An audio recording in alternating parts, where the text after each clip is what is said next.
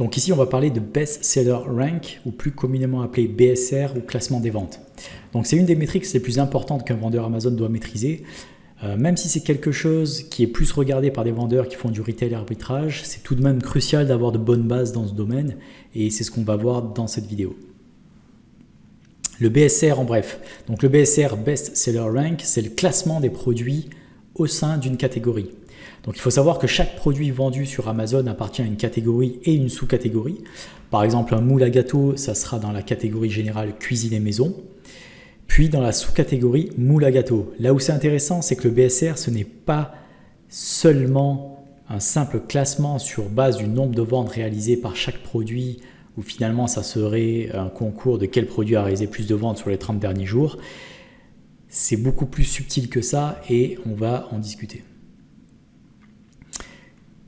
Le BSR, donc, c'est un indicateur de la fréquence des ventes d'un produit en comparaison à d'autres produits au sein d'une même catégorie ou d'une sous-catégorie. Donc là, je vous ai peut-être un peu perdu, mais ce que ça veut dire, c'est que le BSR évolue pour chaque produit au sein d'une catégorie en fonction des ventes du produit en question, mais aussi en fonction des ventes des produits concurrents.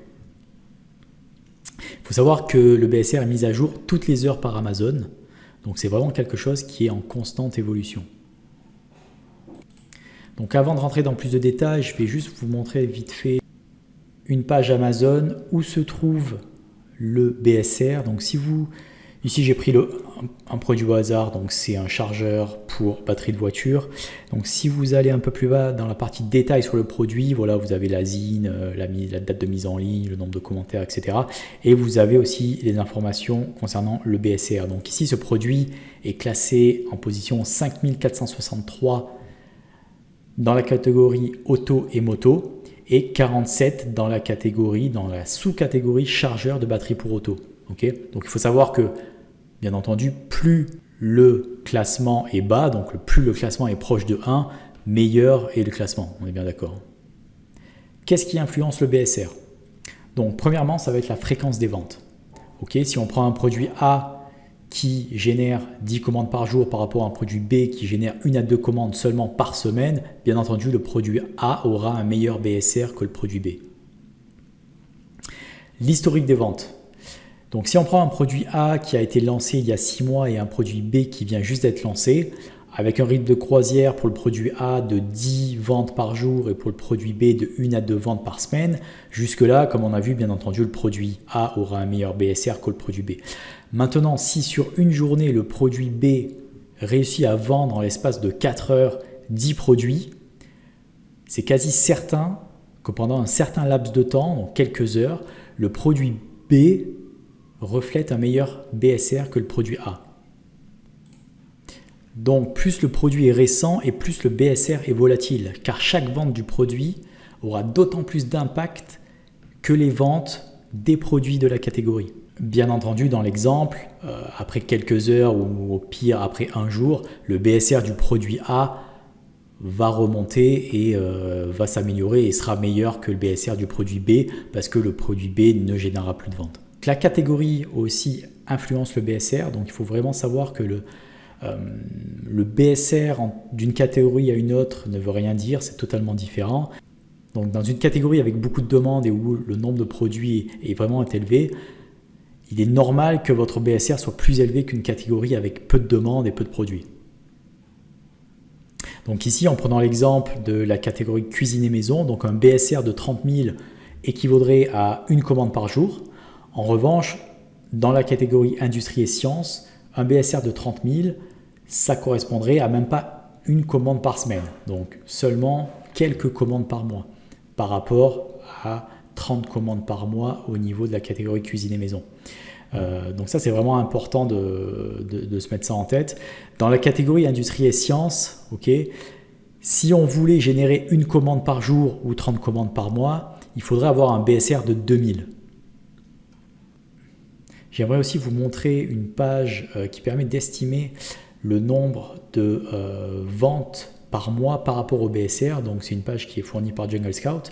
Donc ici, vous allez saisir le BSR, la marketplace. Ok, donc si on prend cuisine et maison, On voit qu'un BSR de 2000 génère 300 ventes par mois. Donc bien entendu, c'est une estimation, c'est quand même à prendre avec des pincettes, mais donc 10 ventes par jour. À l'inverse, si on prend la catégorie sciences, si elle existe, ouais, ça va nous générer 30 commandes par mois, donc une commande par jour. Vous voyez, donc il y a vraiment une grosse disparité entre les catégories, donc c'est vraiment important de ne pas tout mélanger. Donc si je prends un exemple d'un produit saisonnier comme des chaînes à neige, ok, ici, bon ça c'est un petit graphe Keepa, on en rediscutera un peu plus tard, mais ici vous voyez l'évolution du BSR, et vous voyez vraiment qu'à chaque fois que le BSR remonte, on voit que c'est des périodes creuses, donc ça va être le printemps et l'été, et à chaque fois que le BSR diminue, donc là vraiment le caractère cyclique du produit se reflète vraiment dans ce graphe Keepa et dans l'évolution du BSR. Donc aussi pour info, quand le graphe remonte, ça veut dire que le classement diminue, ça veut dire que voilà, on perd des places. À l'inverse, quand ça diminue vers le bas, ça veut dire que notre BSR s'améliore. Et le but, c'est finalement d'atteindre un BSR de 1. Donc ce qui est important, c'est que le BSR ne reflète pas forcément le succès d'un produit sans avoir un minimum de vision sur l'historique du BSR. Un BSR pris tel quel, un BSR de 30 000, 40 000, même si avec un estimateur, ça vous dit que ça permet de générer X nombre de ventes, ça ne veut pas dire grand-chose, parce qu'il faut vraiment avoir un historique du BSR, avoir un average du BSR pour vraiment se donner une idée sur le produit. Un BSR représentatif, c'est quoi? C'est des ventes stables plus un historique de vente d'au moins 6 mois. Donc comment améliorer son BSR? Tout simplement en augmentant la fréquence de vos ventes. Comment on y arrive? Donc il y a différentes façons, mais la formule en gros c'est plus d'impressions, plus de clics, plus de conversions. Donc qu'est-ce qui permet d'améliorer vos impressions? Donc les impressions déjà c'est simplement lorsque votre produit apparaît dans les résultats de recherche d'Amazon, lorsque quelqu'un cherche quelque chose via un mot-clé. Donc pour améliorer les impressions, il faudra plus de visibilité organique. Vous allez pouvoir améliorer vos mots-clés, améliorer votre fiche produit. Vous pouvez utiliser aussi les campagnes PPC. Vous pouvez utiliser les promotions de type Lightning Deal. Et tout ça, ça permettra à ce que votre produit s'affichera plus souvent. Dans un deuxième temps, il faudra aussi avoir plus de clics. Okay, donc comment avoir plus de clics? Tout simplement avoir une bonne image principale, avoir un nombre de reviews, d'évaluations conséquentes et aussi utiliser des coupons réduction. Donc on a aussi une vidéo qui traite de tout ce qui est promotion, coupons réduction, etc. Donc je vous invite à regarder cette vidéo-là, elle est très intéressante. Donc troisièmement, au niveau de la conversion. Donc la conversion, c'est simplement quand quelqu'un clique et ensuite achète. Le clic a été converti en achat. Au niveau de la conversion, ce qu'il faut vraiment pour améliorer cette partie-là, c'est optimiser votre listing. De belles images en plus de l'image principale, des bullet points vraiment fournis, un contenu A+, qu'on verra dans une autre vidéo, et éventuellement d'autres offres promotionnelles de type un produit acheté, 20% sur un autre produit, etc. ou un produit acheté, un produit gratuit, vraiment qui va permettre justement d'augmenter les chances de conversion. Donc la boîte à outils, donc là je vais simplement vous montrer deux outils. Le premier, comme on en a un peu discuté, c'est Keepa. Donc Keepa, c'est un outil assez intéressant, encore une fois, qui est plus prisé par les vendeurs qui font du retail arbitrage, car vous avez un tas d'infos importantes comme l'évolution du prix de vente, l'évolution du BSR, la moyenne du BSR sur 30 jours, 60 jours, 90 jours, 180 jours, je crois, l'évolution du nombre de reviews, etc. Là, je vous donne un petit exemple de Keepa pour un produit, donc c'est des pics anti-pigeons. Et donc ça vous donne l'évolution du prix de vente sur une période, donc vous avez par semaine, par mois, tous les 3 mois, par an, ou sur l'entièreté de la période. Donc là, on va juste mettre sur 3 mois. Donc là, vous avez l'évolution du prix de vente, c'est-à-dire le prix de vente qui a été pratiqué par le vendeur, et l'évolution du BSR au niveau de la catégorie principale, qui est ici bricolage, mais au niveau aussi des sous-catégories. Donc là, il y a bricolage, et là, vous avez la partie captivité des pigeons. Donc là, vous voyez que ici, ce produit-là, il a à l'heure actuelle un BSR au niveau dans la catégorie bricolage d'environ 2830. Okay, si vous voulez avoir un peu plus d'informations par rapport à ça, en fait, Keepa met à disposition des statistiques très intéressantes qui permettent de voir l'évolution et la moyenne du BSR sur différentes périodes. Donc là, sur 180 jours, vous avez un BSR de 15 000, mais on voit que sur 90, 60 et 30 jours, le BSR a fortement diminué. Donc voilà, donc ça donne vraiment une bonne idée sur l'évolution, de voir un peu où se trouve le BSR dans cette catégorie-là. Et vous avez aussi des informations par rapport au nombre d'évaluations que ce listing a reçu. Donc là, sur les 1125 derniers jours, bon, ça n'a pas trop d'intérêt de faire ça, mais depuis le début de l'année, donc début de l'année, il était à environ 15 évaluations, maintenant il est à 193. Donc là, vous voyez un pic énorme. Qu'est-ce que c'est? C'est simplement l'agrégation des évaluations par marketplace qui est intervenue. Il faut savoir que quand vous êtes en FBA et surtout quand vous êtes en Pan-Europe, il y a plus de chances que ça arrive quand vous êtes en Pan-Europe, eh bien vous avez une agrégation des évaluations qui se passe. Donc c'est-à-dire qu'une évaluation reçue sur Amazon.it et sur Amazon.de apparaîtra aussi sur Amazon.fr. Donc ici, c'est exactement ce qui s'est passé.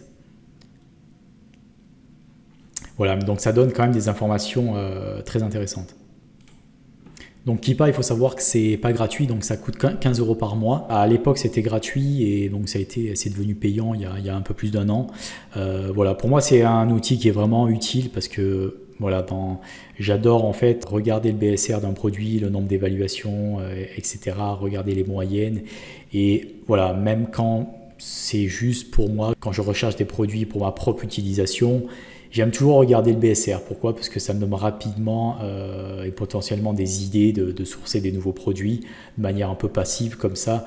Et voilà, donc moi, c'est vraiment un outil que j'adore, qui n'est pas forcément, comme je l'ai déjà dit, orienté private label, mais c'est quand même un outil très très très intéressant. Une autre chose que j'aimerais vous montrer, c'est le Sales Rank Chart de Selling Guys. Donc ça, c'est un petit PDF, donc je vous mettrai le lien en bas. Donc c'est un petit PDF que ce blogueur met en ligne chaque année, et ce pour l'ensemble des marketplaces. Donc si on prend Amazon France, vous avez un petit document en fait qui va vous dire, ok, en fonction de la catégorie concernée et en fonction du BSR, est-ce que ce produit se trouve dans les top ventes ou est-ce que justement c'est des produits un peu moins demandés.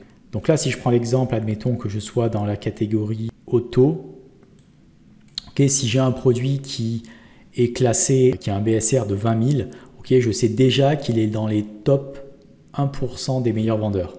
Ok, donc dans le 1% des meilleurs vendeurs que constitue la catégorie. Si à l'inverse, il est classé 500 000, bon là, on voit qu'il est dans les abysses et qu'il est au-delà des 10%. Donc il faut savoir que sur Amazon, c'est un peu comme la règle des 80-20. C'est seulement 20% des vendeurs d'une catégorie qui génèrent 80% des ventes. Donc ici, j'aimerais qu'on repasse un peu sur l'exemple de nos pics anti-pigeons. En fait, il y a quelques temps, j'avais fait une recherche par rapport à ce produit pour mes besoins personnels. En fait, je me suis rendu compte que c'est vraiment une niche très intéressante où je trouve qu'il y a un réel potentiel rien qu'en regardant les résultats de recherche et bien sûr après avoir vu l'analyse du BSR. De manière générale, vous voyez qu'il y a très peu de listings qui sortent de l'eau, si ce n'est ceux avec une boîte comme cela, vous voyez, avec le corbeau dessus. Les listings sont relativement ennuyant, honnêtement. Je veux dire, il y a des pics à pigeons de partout. C'est assez, ouais, c'est pas super sexy.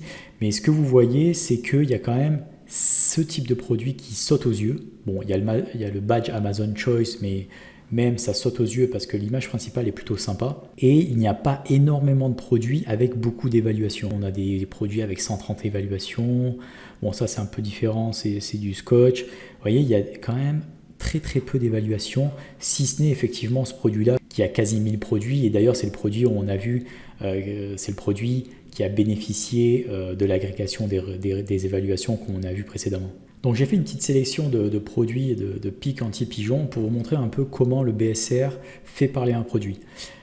Donc ici, c'est un produit, bon, il y a 24 évaluations, les images sont relativement basiques, vraiment pas terribles, les bullet points, bon, ça passe. Il n'y a pas de contenu à plus non plus. Et au niveau du BSR, on voit que c'est un nouveau listing. Okay, donc il n'y a pas plus de 39 jours d'historique. Mais on voit tout de même que dans la catégorie protection du jardin contre les oiseaux, c'est quand même un BSR qui est relativement bas. Alors, est-ce que l'ensemble des vendeurs qui vendent des pics anti-pigeons utilisent cette catégorie? Peut-être pas, peut-être qu'ils utilisent d'autres catégories. Mais ici, vous voyez aussi l'évolution des évaluations. Donc, on voit quand même en l'espace de 40 jours qu'ils ont récupéré environ 25 évaluations. C'est quand même pas mal. Donc ici, ça c'est vraiment un listing qu'on a vu et qui nous a sauté aux yeux dans les résultats de recherche. Donc c'est vraiment un listing déjà au niveau de l'image principale, c'est plutôt sympa. Les autres images sont plutôt aussi bien fournies, quand même pas mal d'informations, des images lifestyle, tout ça, c'est plutôt bien. Les bullet points, ça va aussi. Bon, j'aurais quand même peut-être mis des emojis pour rendre ça un peu plus attractif. Ici, on voit que le vendeur a utilisé un contenu A+. Donc ça aussi, hein, ça améliore énormément la conversion, c'est quelque chose d'incroyable. Et au niveau du BSR, donc là si on va sélectionner juste le BSR jardin, vous voyez qu'en jardin on est environ au niveau de la 1000e position. Okay. Au niveau de la catégorie protection du jardin, voilà, on se trouve là, on est 1 ou 2, bon voilà, on est là vraiment au niveau des tops des ventes. Donc là, rien qu'en regardant le résultat de recherche, c'est vrai qu'on sait que ça c'est un listing qui plaît et qui convertit. Ici, vous voyez effectivement aussi dans le graphe Keepa que le BSR à un moment donné est remonté fortement. Alors, à savoir pourquoi, peut-être que, non, c'est très simple, c'est parce que le produit était en rupture de stock.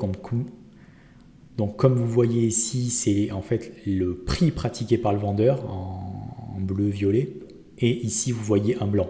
Donc, ce blanc, c'est synonyme de rupture de stock, tout simplement. Et pendant ce temps, ce vendeur-là a perdu du ranking. Une fois qu'il est revenu en stock, il a retrouvé son classement au fur et à mesure. Une autre fiche produit, alors là, encore une fois, image principale, super ennuyante. Image suivante, aussi ennuyante. Donc, honnêtement, bon, il y a un peu des images, elles sont vraiment de mauvaise qualité. Bon, pour ce type de produit, les bullet points, ça passe encore. Pas de contenu A+. Et qu'est-ce que nous dit le chart Keepa au niveau du BSR? Donc, c'est un produit quand même qui est là depuis plus de 1000 jours. Donc, si je mets, on va mettre les 3 derniers mois. Ici, on se rend compte vraiment que le produit ne se vend pas. Comment on voit ça? C'est que à chaque fois que, si vous voulez, que vous avez un pic vers le bas, en fait, c'est quoi? C'est une vente. Ici, vous avez eu une vente. Okay, peut-être une ou deux ventes parce que ça s'est maintenu. Et ensuite, vous voyez qu'au fur et à mesure, le listing perd des places. Tac, tac, tac. Et ensuite, pique vers le bas, une vente. Et ça repart vers le haut. Une vente. Et ça repart vers le haut. Ça, c'est vraiment flagrant des produits en fait, qui se vendent de manière partielle. Et là, vous voyez que donc là, on est où il y a eu une vente environ le 19 juillet et pas de vente jusqu'au 26 juillet. Donc, ce produit-là a une vente environ tous les 10 jours et clairement c'est reflété dans le chart Keepa. Un produit comme celui-ci, vous voyez, qui est vraiment très très bien positionné. Vous voyez, bon là, c'est un peu biaisé par le fait que le classement était très haut là et très bas ici, mais si on met sur un mois ou même sur une semaine, en fait, vous voyez que c'est très stable. Il y a quand même une très grande stabilité au niveau du BSR. Et là, effectivement, une vente sera moins identifiable que sur un listing comme ça. Où là, c'est vraiment très flagrant parce qu'à chaque fois qu'il y a une perte de classement et un gain de classement grâce à la vente. Donc ça, c'est un autre listing. Donc c'est, bon, image principale encore pas terrible. Les photos, c'est un peu mieux. C'est un peu mieux, il y a du descriptif, il y a un peu de design, etc. Les bullet points, bon, c'est un peu ce qui se fait dans cette niche-là. Pas de contenu A+. Au niveau du chart Keepa, qu'est-ce que ça donne? Donc si on va mettre sur les 3 derniers mois, voilà. Donc au niveau du chart Keepa, vous voyez que c'est un produit qui a un BSR dans la catégorie protection du jardin contre les oiseaux à environ, on va dire, à vue d'œil, comme ça, bon, on peut regarder les statistiques Keepa dans la partie data, mais à vue d'œil, on est dans les 15-20, qui est tout à fait correct par rapport au nombre de listings que j'ai pu voir. Et par contre, vous voyez qu'il y a énormément de pics vers le haut, vers le bas. Ça, c'est quoi? Ça, c'est représentatif en fait de vente. Donc, ce produit-là, en fait, fait l'objet de ventes assez régulières. C'est plus difficile à déterminer combien de ventes ce produit fait par jour ou par semaine ou par mois juste en regardant le Keepa. Mais vous avez quand même une indication, ici il y a une vente, ici il y a une vente, ici il y a eu plusieurs ventes en fait j'imagine. Ici il y a eu plus aucune vente pendant une période, ici vous avez une vente, plus de ventes, des ventes, une vente. Là ça s'est stabilisé, donc il y a dû avoir quelques ventes sur des périodes, plus de ventes, une vente, etc. Donc c'est un produit quand même qui génère quelques ventes. Donc vous voyez que dans le produit précédent, c'était des ventes qui avaient lieu tous les 10 jours. Ici, c'est beaucoup plus fréquent. Vous voyez que c'est des ventes qui interviennent tous les 2-3 jours à peu près. Et c'est assez représentatif aussi dans le chart Keepa. Alors bien sûr, il faut avoir l'œil. Moi, j'ai l'habitude, mais voilà, c'est quand même un listing qui montre où il y a de l'activité et où il y a des ventes. De manière générale, donc là, ici, on est sur une période de 3 mois. Mais si vous regardez une période un peu plus longue, et vous voyez vraiment un chart comme ça en forme d'oscillateur, c'est vraiment représentatif d'un produit qui se vend. Alors je ne dis pas que le produit se vend à des dizaines d'exemplaires par jour, mais c'est un produit où il y a de l'activité. Voilà, j'aimerais aussi vous montrer une analyse de la demande via BSR en prenant l'exemple de la Ice Watch. Donc on vient d'acheter un lot de 100 Ice Watch auprès de notre fournisseur. Et on a vérifié quelques points avant effectivement d'acheter ce lot-là. C'est tout simplement voir si la catégorie des montres ou de la marque Ice Watch n'a pas été restreinte. Donc ça c'est très simple, vous pouvez tout simplement regarder cette page Amazon qui mentionne l'ensemble des catégories restreintes. Donc vraiment si vous avez un doute, veuillez vous y référer. Et très simplement aussi ce qu'on peut faire c'est essayer de créer une expédition pour ce produit-là. Généralement, si le produit ou la marque est protégé, à ce moment-là, il y aura en fait un warning au niveau de la création de l'expédition dans le seller central. Autre point important, à quel prix les montres se vendent et combien d'unités se vendent par jour. Donc ça, c'est vraiment les 3 points les plus importants avant de sourcer un produit, surtout que là, il s'agit d'un produit, on va dire, grande consommation et un produit d'une marque tierce. Donc ici, on a le détail en fait de l'ensemble des références qu'on a pu sourcer. Donc vous voyez l'ensemble des références, il y a le code EAN, il y a le nombre d'unités par montre, le prix, donc c'est 15 € pour chaque unité, le montant total, etc. Donc si je prends la première référence, on va essayer de la chercher sur Amazon. Ok, donc là je vois que ce genre de Ice Watch se vend, allez, vraiment à vue d'œil, environ dans les 70 €, 60-70 €. Donc c'est plutôt un bon point parce que comme on a sourcé les produits à 15 €, voilà, au niveau de la marge, sans forcément déjà regarder la calculatrice Amazon, je peux vous dire que le profit est là et la marge est là. Donc je pense que c'est celle-ci. Donc maintenant on va un peu analyser le chart Keepa. Donc au niveau du chart, sur une longue période, donc là on voit vraiment une forme d'oscillation, donc ça c'est plutôt bon signe. Mais on va regarder sur une période plus courte, sur le mois, voire sur la semaine, non, sur le mois. Et bon, là au niveau, vous voyez dans la catégorie montre, bracelet pour femmes, il est quand même en 3e position. Donc ça c'est vraiment un listing qui est très bien positionné. Et dans la catégorie montre, il est entre 300 et 100. Donc à ce niveau-là, ça a l'air plutôt pas mal. Je vais regarder un peu la catégorie bracelet pour femmes. Et là, concrètement, je vois que voilà, il y a des ventes assez régulières. Je les vois pourquoi? Parce que ici, c'est une vente. Ici, je sais qu'il y a des ventes. Ça, c'est une vente. Ça, c'est une vente. Ça, c'est une vente. Ça, c'est une vente. Ça, c'est une vente. Vous voyez? J'ai pas de souci pour considérer qu'en fait c'est un produit qui est facilement vendable sur Amazon et j'ai pas forcément besoin d'avoir un produit qui se vende à 10 000 exemplaires par jour, même si c'est un exemplaire par semaine, étant donné qu'on n'a que 4-5 exemplaires par montre, ça suffit largement. Donc au niveau des évaluations, bon, on s'en fout un peu parce qu'en fait on va se greffer sur un listing déjà existant, donc on s'en fout. Au niveau du prix, on voit que le vendeur ici c'est Amazon, ok, donc si vous voulez en violet, en bleu, ça c'est un listing autre qu'Amazon, donc c'est le premier vendeur qui arrive après Amazon, parce que Amazon ici a la buy box, et le listing en orange c'est Amazon. Donc on voit ici que Amazon de temps en temps est en rupture de stock. Par contre, effectivement, il semble avoir toujours des vendeurs qui vendent ce produit. Donc on va un peu regarder le nombre de vendeurs qu'il y a sur cette montre. Voilà, donc ici, vous voyez qu'Amazon a la buy box. Okay, c'est le premier vendeur tout en haut, et en dessous vous avez un autre vendeur, voilà, le moins cher, ici à 89 €. Le bon plan, ça serait que si un jour Amazon est en rupture de stock, on pourrait facilement vendre ce produit-là 75 € sans problème. Maintenant, quand Amazon est dans la buy box, ça sera compliqué de venir les battre, et donc là peut-être qu'on viendra se positionner juste en dessous ce chiffre-là pour gagner nos ventes. Désolé les amis, je viens de me rendre compte que la montre que j'avais choisie dans Amazon ne correspondait pas à la référence que j'avais sélectionnée dans le fichier Excel. Donc j'avais sélectionné la Ice Ola Black Unisex qui correspond en fait à cette montre-là. Au final, l'analyse sera relativement similaire, mais au moins on va faire les choses correctement. Et aussi, ça va vous prouver que je ne choisis pas la référence qui m'arrange. Donc sans plus attendre, on va regarder le graphe Keepa. Donc ça, c'est le graphe Keepa sur un mois. Donc ici, déjà, je peux vous dire qu'il y a eu 1, 2, 3, 4, 5, 6, 7, 8 ventes. 8 ventes sur les 30 derniers jours. Okay, donc à peu près une vente tous les 3 jours. Et c'est vraiment flagrant. Donc ici, vous voyez que le BSR se détériore. Donc c'est-à-dire qu'il n'y a pas de vente pendant une certaine période. Il y a un pic vers le bas, cela signifie une vente. Ensuite, le BSR se détériore, il remonte, repique vers le bas, une vente. Remonte, repique vers le bas, une autre vente.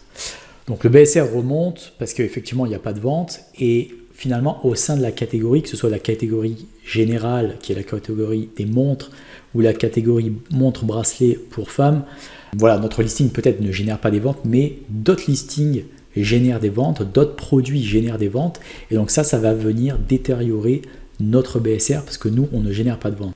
Donc on va mettre une plage de date un peu plus grande, sur 3 mois.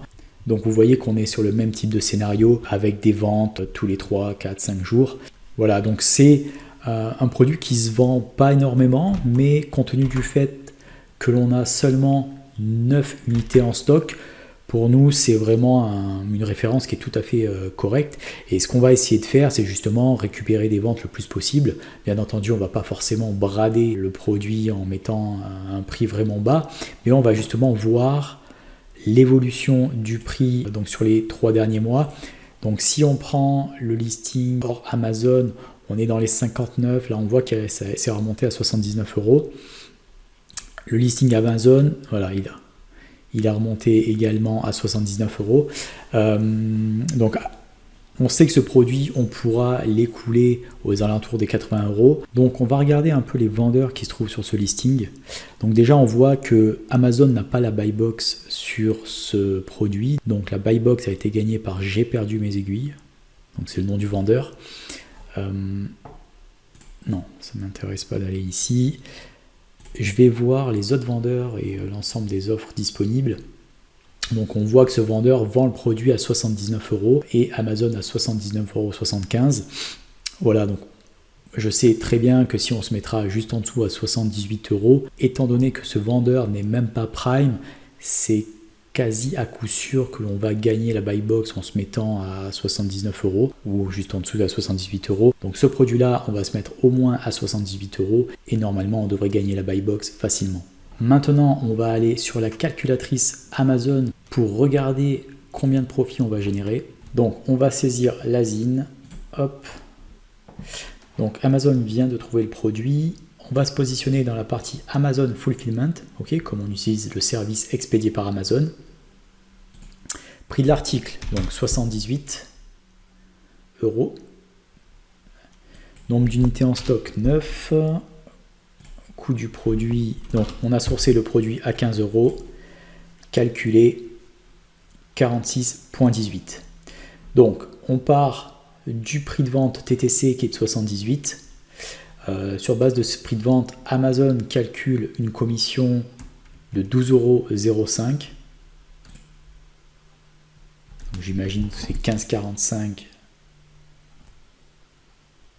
15,45 divisé par 100 fois 78. Voilà, donc c'est 15,45% la commission de vente appliquée pour ce type de produit. Il m'applique ensuite 4,59 de frais expédiés par Amazon. Il m'applique aussi un coût de stockage de 0,18 centimes. Voilà, donc ça c'est en fonction du type de produit, de la taille du produit. C'est tout simplement les frais de stockage dans les entrepôts d'Amazon. Donc Amazon facture le service de stockage par mètre cube. Donc profit du vendeur 61,18 moins 15 € égale 46,18. Je vais juste faire un petit retraitement parce que là, comme vous avez vu, j'ai mis 78 €. Ça, c'est le montant TTC, donc le prix de vente affiché sur Amazon. Sur base de ce prix de vente, d'ailleurs, Amazon calcule sa retenue au niveau des commissions.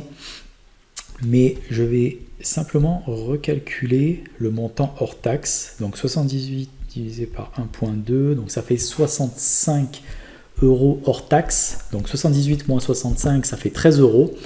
Donc en fait, c'est 46,18 moins 13 €, donc ça fait 33,18 € de bénéfice après TVA, on est d'accord. Donc 33,18 € de marge unitaire.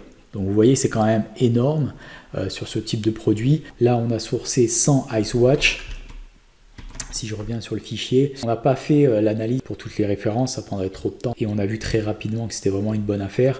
Mais si on met, allez, une marge unitaire moyenne à 30 €, voilà, il n'y a même pas besoin de calculer, ça fait 3000 € de marge nette sur ce sourcing. Donc par rapport à la buy box, et surtout quand Amazon a la buy box, je vous ai dit que la plupart du temps, Amazon rafle les ventes lorsqu'ils ont la buy box. Ceci étant dit, c'est pas parce que Amazon a la buy box qu'il ne faut pas se positionner sur un produit. Ok, donc là c'est un exemple, admettons qu'on avait sourcé cette montre-là. Ici, le chart Keepa, au niveau des prix, nous montre des informations très intéressantes. Il nous montre que Amazon est souvent en rupture de stock. Donc ça, ce qui est important à savoir, c'est que lorsque Amazon est en rupture de stock, ils n'ont plus la buy box. À ce moment-là, ce qu'il faut faire, c'est simplement regarder les vendeurs qui sont sur le listing et voir à quel prix ils le vendent. Donc ici, en fait, Amazon n'a même pas la buy box. Mais admettons qu'Amazon ait la buy box, ce qu'il faut regarder, c'est le listing le moins cher en dessous Amazon. Donc ici, le listing le moins cher en dessous Amazon, ça serait 119,26 € et c'est un prix auquel on pourrait espérer le vendre facilement. Donc voilà, simplement ce que je voulais vous dire, c'est que même si Amazon a la buy box, donc dans ce listing, il n'a pas la buy box, mais vous voyez que souvent Amazon a eu la buy box, ça ne veut pas forcément dire que vous devez éviter ce produit-là. Vous devez simplement regarder si souvent Amazon est en rupture de stock. À ce moment-là, vous regardez le prix de vente des vendeurs juste en dessous auxquels ces derniers vendent de produits et vous prenez ce prix comme référence. Donc cette vidéo est finie, j'espère que le BSR est un peu plus clair maintenant et que vous avez maintenant compris à quoi ça sert et comment vous pouvez analyser un BSR sur une certaine période. Voilà, donc encore une fois, c'est quelque chose qui est beaucoup plus utilisé pour les gens qui font du retail arbitrage, mais je veux dire en tant que vendeur FBA, souvent on est amené à trouver des deals plutôt intéressants, même si on est finalement plutôt en private label. Je veux dire, moi souvent je trouve des opportunités, que ce soit auprès de discounters, etc., qui sont intéressantes, et ça m'arrive des fois de prendre certains lots, mais surtout pour les produits de grande distribution, je regarde toujours si le produit est vendable, si le produit peut être listé sur Amazon et aussi à quel prix ça se vend. Donc voilà, en tout cas, si vous avez des questions, n'hésitez pas.